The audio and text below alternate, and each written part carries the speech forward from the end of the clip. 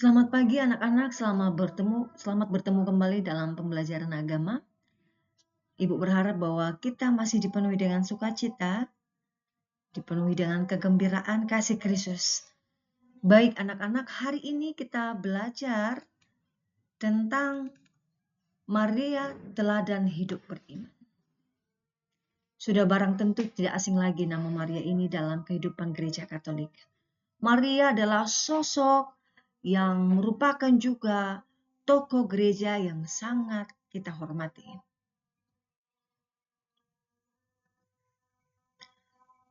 Sebelum kita masuk ke dalam pembelajaran yang begitu dalam, sebelumnya kita melihat bagaimana, kenapa dalam gereja Katolik Bunda Maria itu sangat dihormati.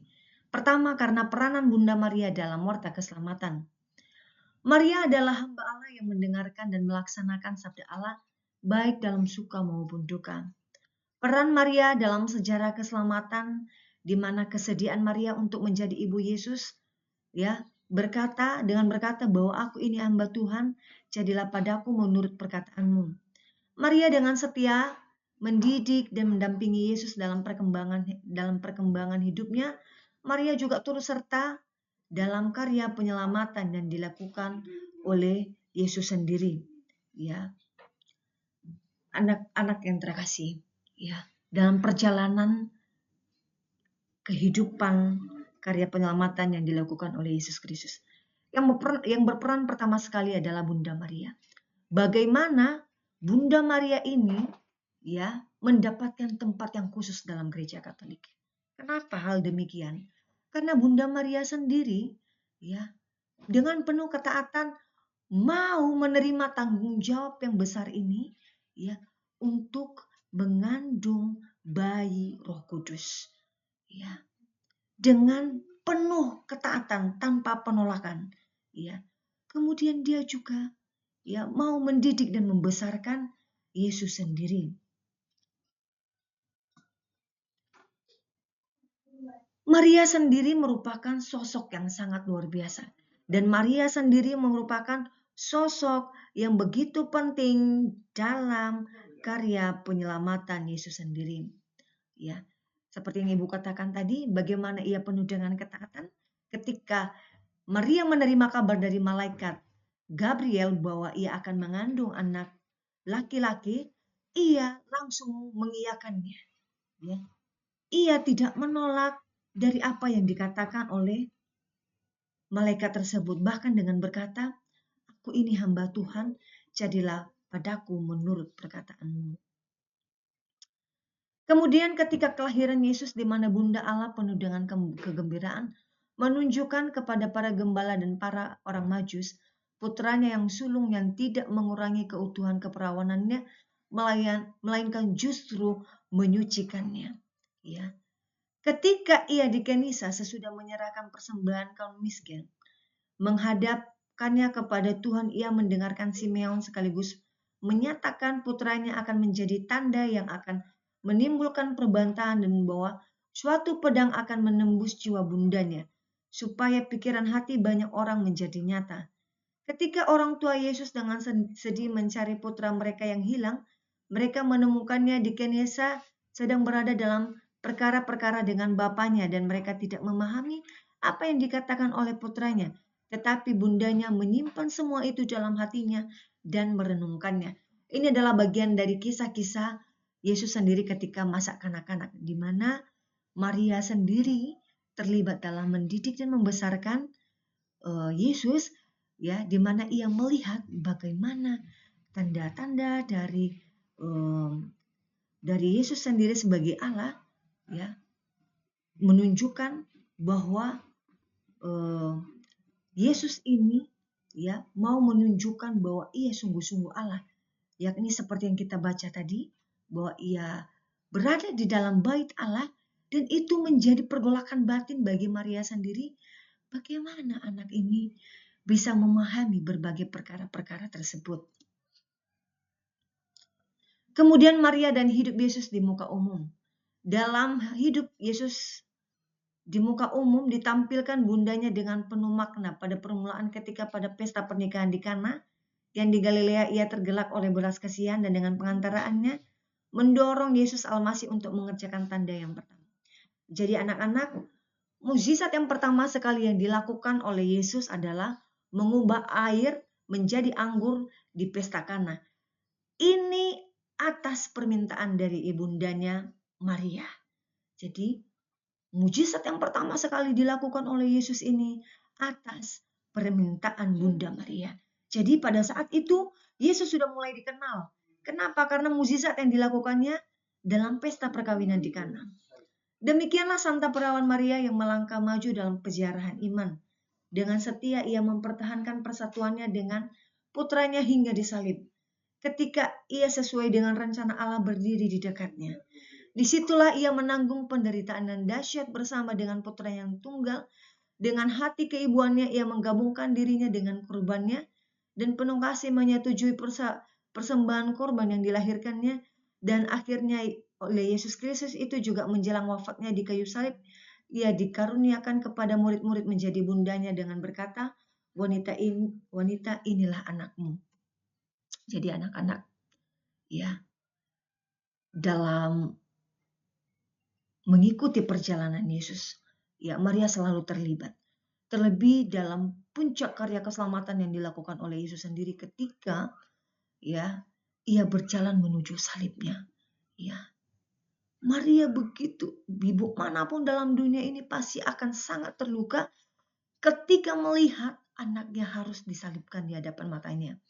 Ketika ia harus melihat penderitaan yang dahsyat yang dialami oleh anaknya, ya, ia menyimpan semua di dalam hatinya, kesakitan yang luar biasa di dalam hatinya ketika ia melihat anak yang sudah ia lahirkan sendiri dikorbankan sebagai korban penebusan manusia untuk menyelamatkan manusia di atas kayu salib. Ya, sebelum kepergiannya, ya, Yesus mengatakan bahwa kepada para murid-muridnya, ia mengatakan bahwa inilah anak-anakmu setelahku. Ya, bagaimana Maria harus menerima murid-murid Yesus sebagai anaknya. Ya.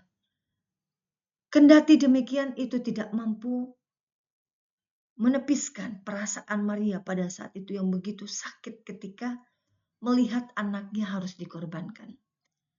Nah, anak-anak, teladan Maria seperti apa yang menjadi teladan hidup dari orang beriman? Pertama, kepasrahan Maria secara total kepada Allah, yakni dengan berkata, terjadilah padaku menurut perkataanmu. Jadi kira-kira kita sebagai orang beriman, mau nggak kita mengatakan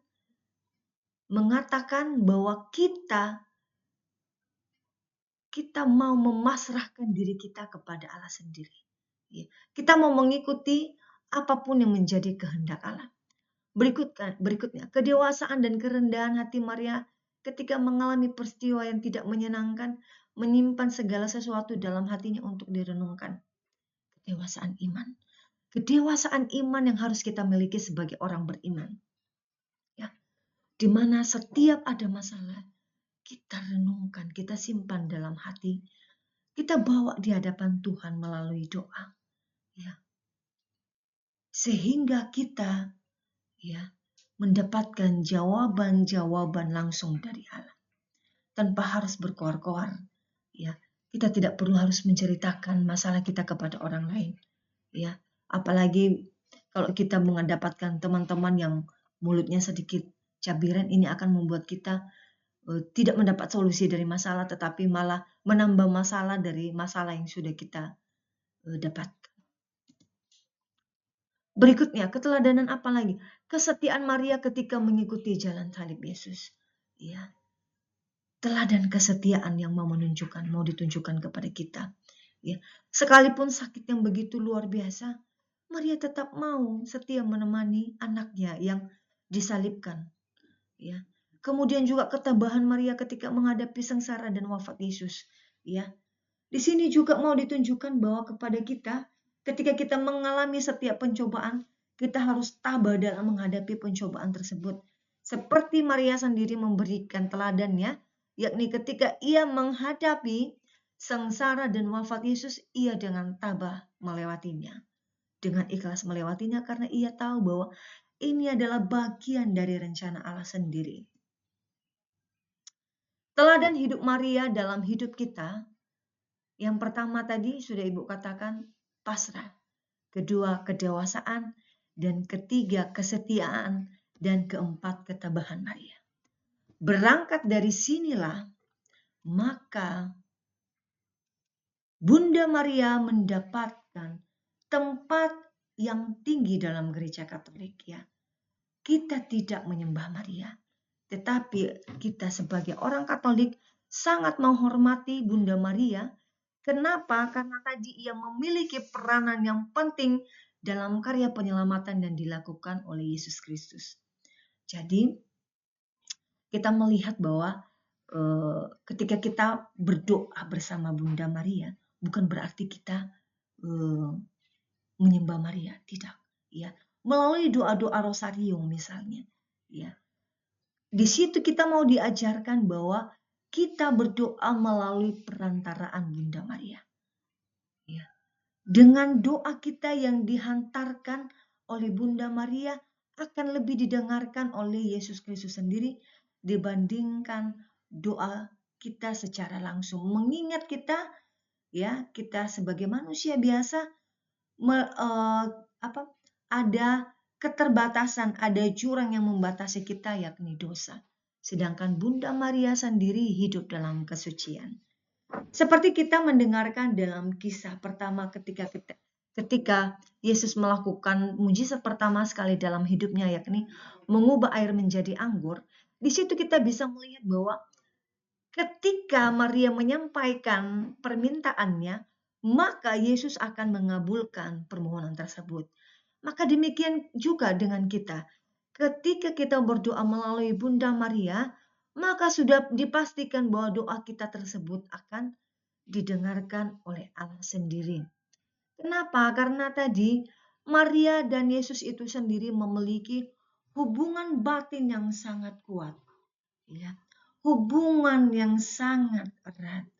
Ya, karena hubungan yang suci di antara Yesus dan Bunda Maria. Sekali lagi mau Ibu tekankan bahwa kita tidak menyembah Maria tetapi menghormati Maria. Melalui Maria kita bisa menyampaikan doa-doa permohonan kita dan lebih efektif didengarkan oleh Allah sendiri. Karena mengingat hubungan Maria dan Yesus tadi yang penuh dengan kesucian. Anak-anak, jadi kamu jangan ragu lagi ketika orang-orang atau kepercayaan-kepercayaan lain mulai menyudutkanmu dengan berkata bahwa kalian menyembah Maria. Kamu bisa mengatakan bahwa kamu tidak menyembah Maria. Kamu hanya menghormati Maria. Yang kita sembah hanyalah Allah sendiri yang penuh dengan kuasa kebaikan. Ya, kita hanya menyembah Allah. Tetapi Bunda Maria kita hormati dalam gereja karena memiliki peranan penting dalam gereja Katolik. Berikutnya, tanpa ragu, ya, dengan penuh kesadaran, kamu dapat meneladani sikap Maria tadi. Seperti apa? Sikap ketaatan atau kepasrahannya, kedewasaan, kerendahan hatinya, kemudian kesetiaan, dan ketabahan. Semoga materi pada hari ini mengantarkan kamu untuk semakin beriman kepada Kristus, kemudian meneladani Maria dalam hidupmu, mencintai Kristus melalui Bunda Maria. Semoga doa-doa dan permohonan yang kamu sampaikan kepada Bunda Maria melalui Bunda Maria dapat didengarkan oleh Allah sendiri. Demikian anak-anak, semoga materi hari ini menjadi sumber iman untuk kita bersama. Demikian dan sampai jumpa kembali. Tuhan Yesus memberkati.